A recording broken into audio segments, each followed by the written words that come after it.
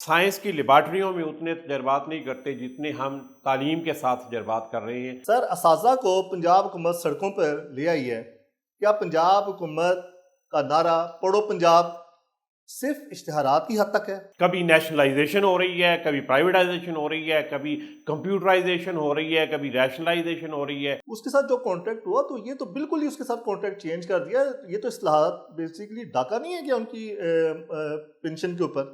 اب text books نہیں ہیں دنیا میں، اب دنیا میں آؤٹ لائن ہے۔ اچھا سر، گو اسکولوں پہ بعد میں آئیں گے، لیکن مجھے بتائیں کہ ایک استاد کو 3000 کا میڈیکل الاؤنس ملے تو کیا یہ کوئی مناسب ہے؟ ویسے کیا ان کے ساتھ مذاق ہے؟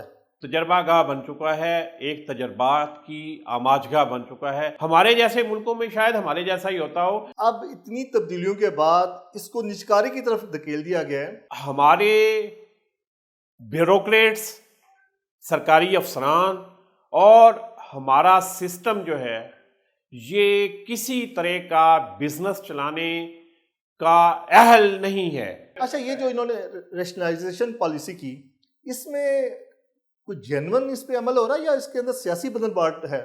یہ ہمارا جو سرکاری سسٹم ہے نا، اس کے اندر ایک بڑی خامی ہے، اور آلریڈی پیسہ ڈی ویلیو ہے۔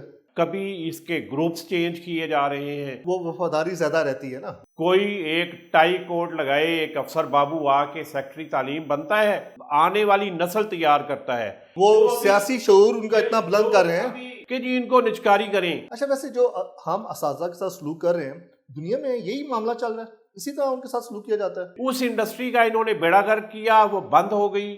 تو ہمارے اساتذہ کی یہ پوزیشن ہے کہ وہ سڑکوں پہ ہیں، وہ بچوں کو کیا پڑھائیں گے؟ آپ چائنا کو دیکھ لیں، آپ یو اے ای کو دیکھ لیں، آپ ملائیشیا کو دیکھ لیں، آپ انڈونیشیا کو دیکھ لیں۔ فن لینڈ کا کیا ہے، دوسرے ممالک کا کیا ہے، لیکن عملی طور پر ہم ایک کاغذی کارروائیاں تو پوری کر رہے ہیں۔ عام سکول میں یا کسی عام سرکاری ادارے میں کام کر رہا ہے، اس کی تنخواہ میں آدھو آدھ کا فرق ہے کہ ہمارے پاس تو فنڈ نہیں ہے چلانے کے لیے۔ تو دیکھ لیں وہاں کا تعلیمی نظام کیا وہاں پہ اس طرح ایجوکیشن کے اوپر کمپرومائز کیا جا رہا ہے؟ سر، 5000 10,000 15,000 یہ ان کی تنخواہیں چل رہی ہوتی ہیں۔ ڈپٹی کمشنرز اور کمشنرز اور سیکٹری لیول سے لے کے نیچے تک اس کی پیمائش کر کے ان کے یہ کیوں نہیں کرتے کہ مستقل بنیادوں پہ ان کی ایک تو پروموشنز بھی روکی ہوئی ہیں، ٹیکسٹ کی لکھے ہوئے کی تو نمبر دینے کا رواج چل رہا ہے، اور دنیا میں اے فار آرٹیفیشل انٹیلیجنس پہ آ گئی ہے کہ اگر اساتذہ اتنا اچھا رزلٹ نہیں دے رہے جتنی ان سے توقع کی جا رہی تھی یا جتنی ان کے فرائض میں شامل تھی۔